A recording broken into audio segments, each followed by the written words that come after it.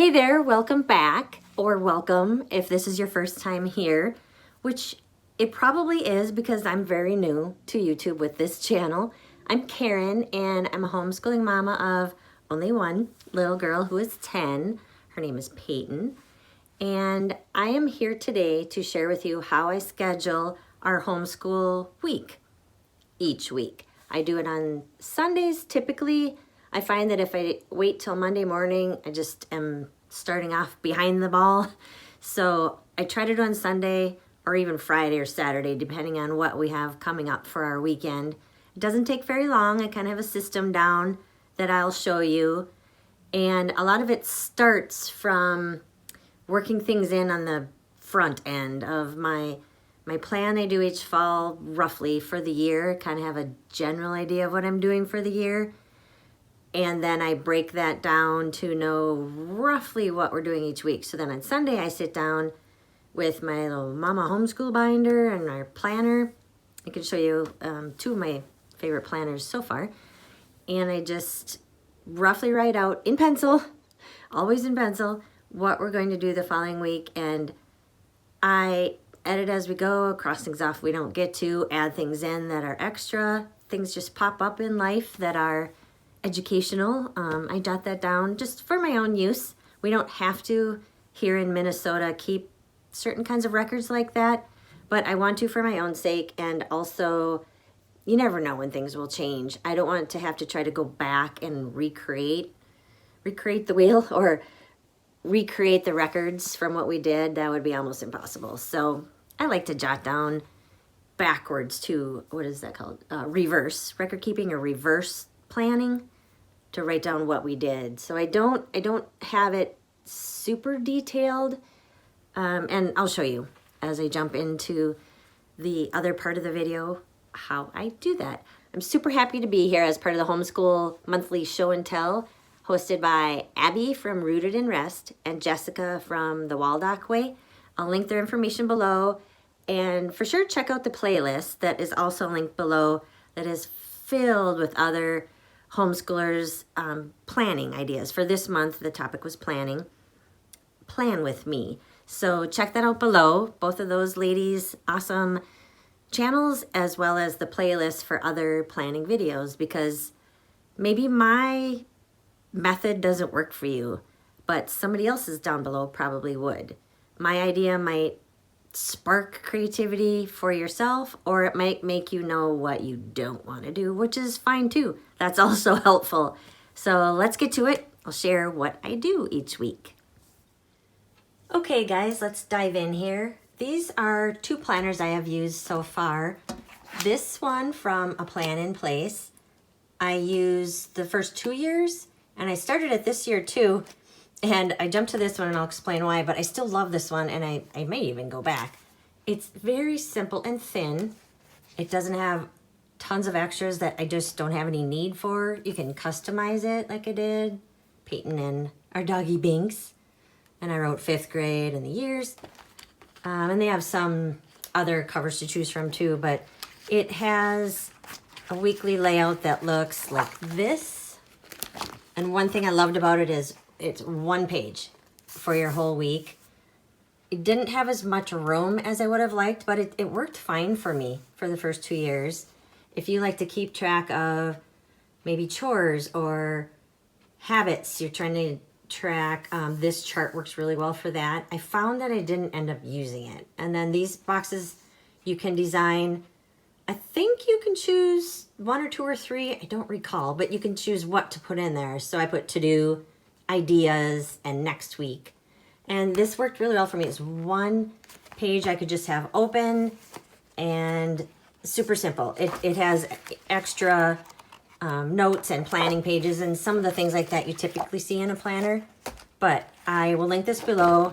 I do still really highly like this. The reason I switched to this one this year, 2 reasons. One, it was on sale for like $9.99, so I couldn't resist at least trying it out. I'm trying to mark my page here, but look at this thing. 'Tis huge. So this has enough pages in it for planning for up to 6 kids, which you could use for even more kids, especially if you have them grouped by ages. Of course, I have one child, so there's a lot in here I don't need. But I still wanted to try out because, like I said, it was $9.99 plus shipping was maybe $7 something, which I usually despise paying shipping and I avoid it at all costs. But it still brought this up to way less than most planners are. So far I really love this. And this is the main thing I wanted it for. I love this weekly planning page. Much bigger spaces to write in, and they're lined with little boxes they can check off as they do them, or however I want to use that. But I am really liking this part so far. That's what I wanted to try out. It's also, let's see, has some note paper in the back, some other planning type of things. In the front, it has, attendance records, which I don't need. There's a lot of this kind of page. Here, let me find the beginning, which I do love. I don't have 6 kids. So per student, you can write through their weekly schedule, however you would like to use that, subject, curriculum, to track, things like that. There are other curriculum tracking pages as well. And then you can take this out for each kid, first quarter, second, third, fourth quarter, by week. There's a lot of different ways I can envision using these pages. I haven't yet, because I just got this not too long ago. But there's a lot of these pages. Like I said, there's all of this for up to 6 kids. So a huge chunk of this I may not even use, but that's okay. Trying it out. And so let me dive into what I do each week. Try to keep this as brief as possible. Now this will take longer than me just doing it, of course, because I'm showing you. But I also, let me take that back. I'm not going to write out everything for the whole week because that would be extremely boring. I'll just show you the concept of what I do. So part of this is I've already done planning ahead of time of roughly each week which subjects are every day, which are once a week. I rotate things that way. Some things are once a week, some things are twice a week, some things are 3 times a week.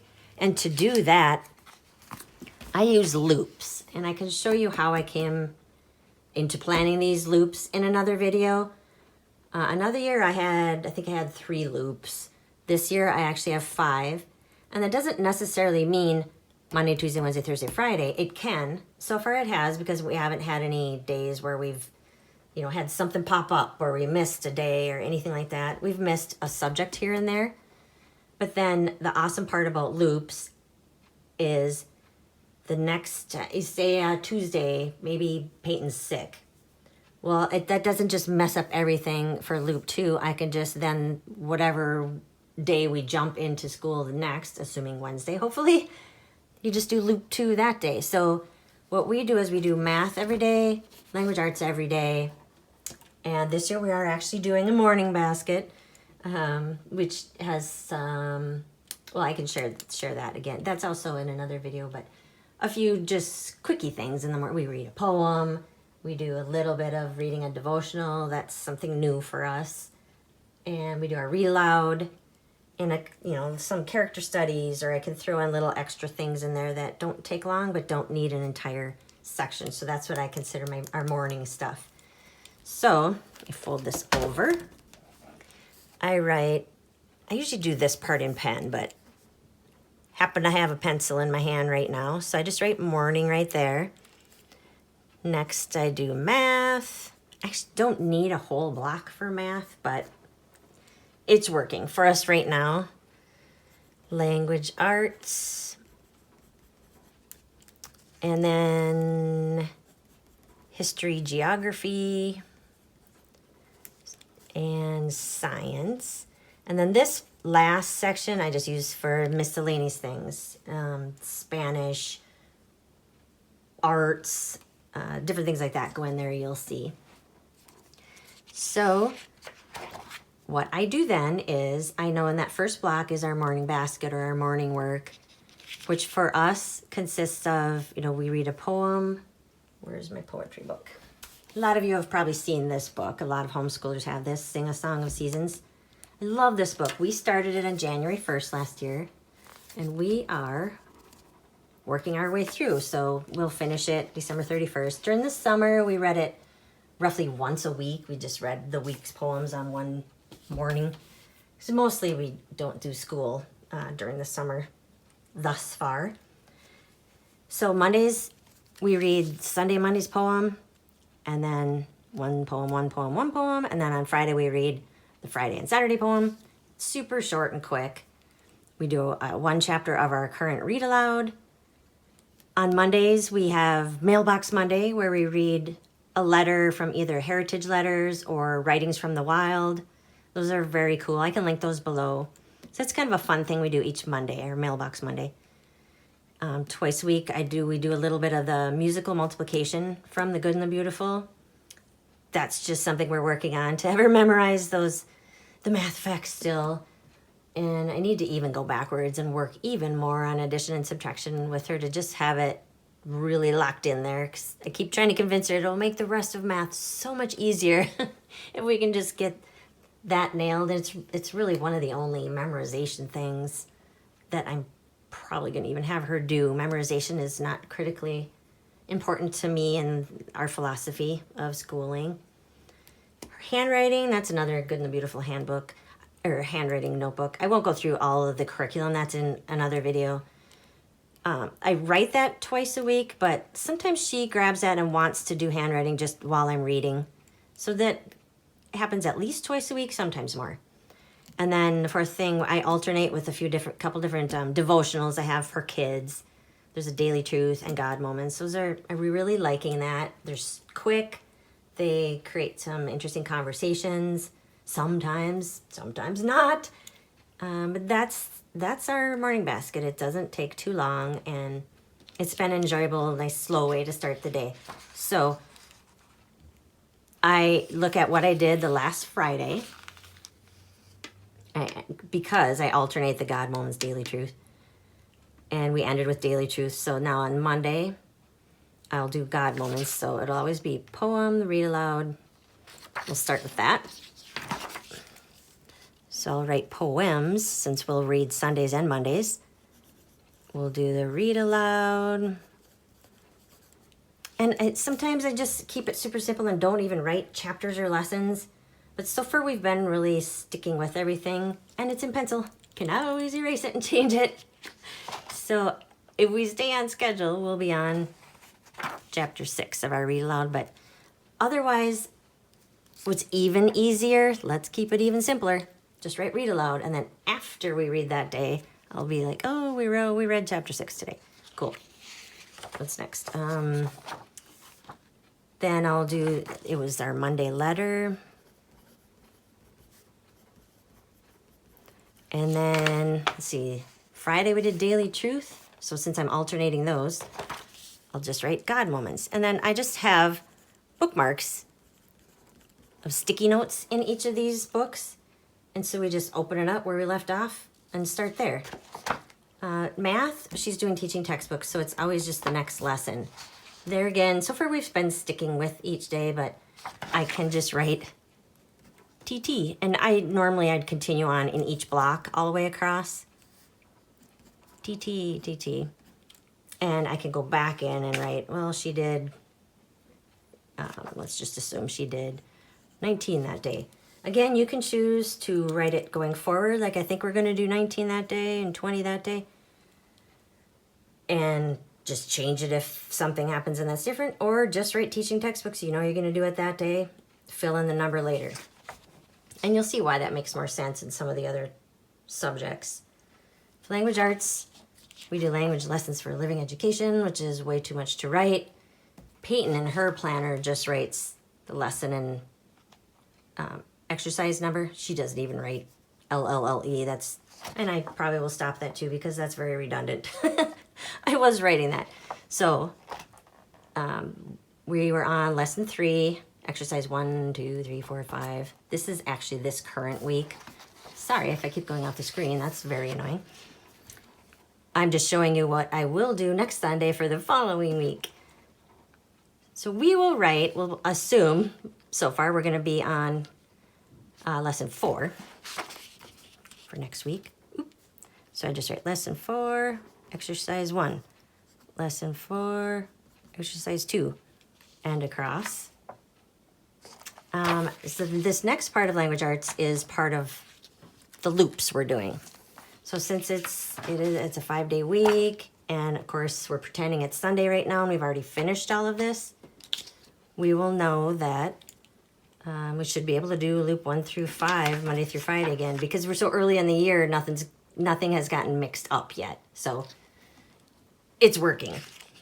So I know that means editor-in-chief will be Monday. So I will write editor. And then I know she does creative writing. What's after that? Word roots. These are just different notebooks I have that you can see in my other video that I'll link below. These are just additional lessons in, oops, that should be down there, but you get the gist. Additional work in different areas of language arts, creative writing to get more into the writing part. This helps with spelling. Editor, she actually really likes that one. She gets to do the corrections in the content. Not if you know Peyton, you'd realize why that's not surprising, why she likes that one. And so Thursday would be reading detective. This is messier than I usually like to write, but that's okay. And then creative writing again. You can leave it right at that, or I can write the lesson number that we're on. Like here, editor, this week we did editor 3. So I know it'll be editor 4. And let me show you. This is again something I prepared ahead of the school year that helps me with this. Keep track of our family read alouds and her independent reading. I haven't done a whole lot of that yet, but we're doing good. So what I do is make a copy out of all of her curriculum of what the lessons are. And then as I'm going through this each week, I can just look, I can check off what we did and look, oh, what's next?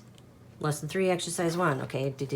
So this book helps me a lot with that, to know what lesson we're on. Like today, I know she did this quiz 2, and then I know lesson 15 is next. So this little mama binder is very helpful to keep track of where you are, but it makes it super simple on Sunday to grab this and this. Some of it's just a matter of looking back on what you finished, and some of it, looking at this. Between those two things, it's very easy to quite quickly pull together a whole week's plan in pencil, very simply and quickly. We try to do she reads for at least 20 minutes a day. That's so far not always happening, but we do a lot of other readings, so that's okay so far. We'll get to that more and more. And so this is what I do continuing on. I would write, we alternate history and geography. And then in loop 5 happens to be then science. So history, geography, science are kind of our bigger subjects that I rotate. And that's part of our loops again. Let's see here, science. We had a couple little science, just a read aloud that we're doing at night at bedtime. I just jotted in here that are just something you do as you can. We don't do, actually, we haven't been doing that during the school day. We do that at bedtime. We actually have a bedtime basket. She reads either out loud or to herself a little bit, and then she writes in her little 3-minute journal. So far, she's been liking that. We do it every other day when it's my turn, and then when it's Daddy's turn. I haven't asked him to do that. We're just making it an every other day thing. If Peyton wants to grab it and do it, she can do it. But otherwise, then we read to her, and it's just, that works for our family. And we've done that, not the journaling part, but just reading every night just forever until she doesn't want to anymore, which sadly, maybe sooner than I would like. And then in the miscellaneous section, I put, Spanish, typing. We do critical thinking. That's very important for our family, and she actually really likes those workbooks. I highly recommend the Critical Thinking Company. Love, love, love their stuff. I actually use their stuff in many other subjects, math, language arts, and then just critical thinking in general. So Spanish, typing, piano. We do some classical music stuff 1 day a week. And then she has activities just Mondays and Tuesdays, aerial and gymnastics. So I just jot that in there to remember and keep track of it. And then there's a nice notes section over here to remind me of things for the week or something I need to do next week. Anything like that that pops up. So I hope that made sense. I'd be happy to answer any questions. Hopefully it wasn't confusing. And I'll link the video below of more detail about the curriculum I chose for this year for 5th grade. And I also will be sharing a more detailed morning basket, bedtime basket video. I hope this was helpful for you. Thank you for joining me, and I'll see you next time. Bye.